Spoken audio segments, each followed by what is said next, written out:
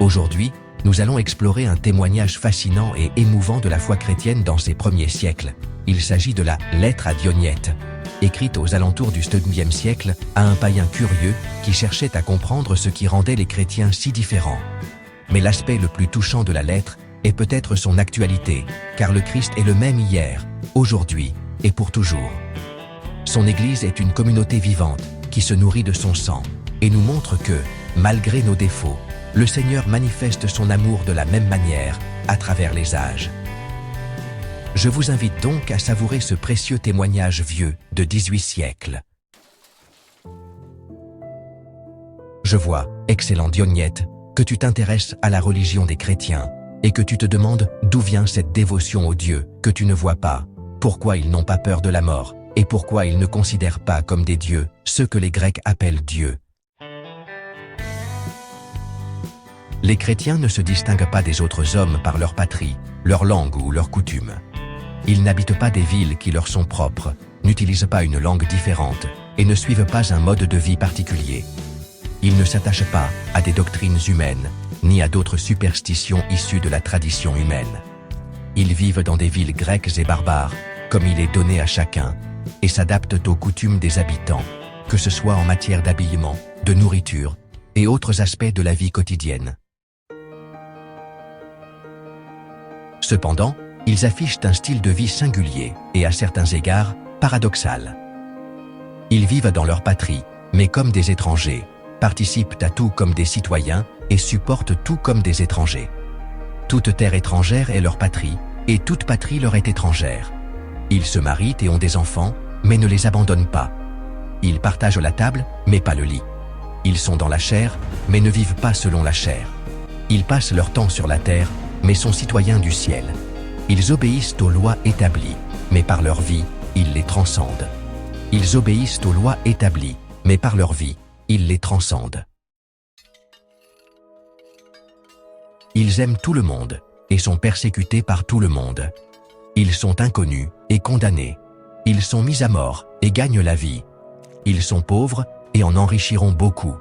Ils manquent de tout et abondent en tout.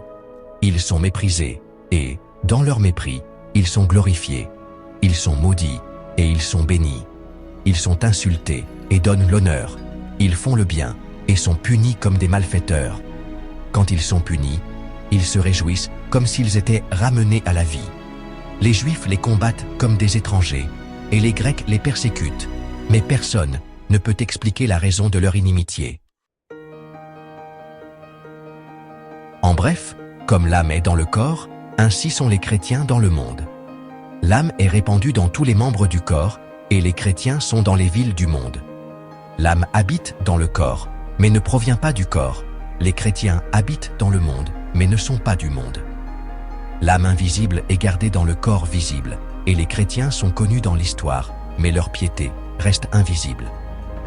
La lettre à Dionyette est un témoignage fascinant et profondément émouvant de la foi chrétienne à ses débuts.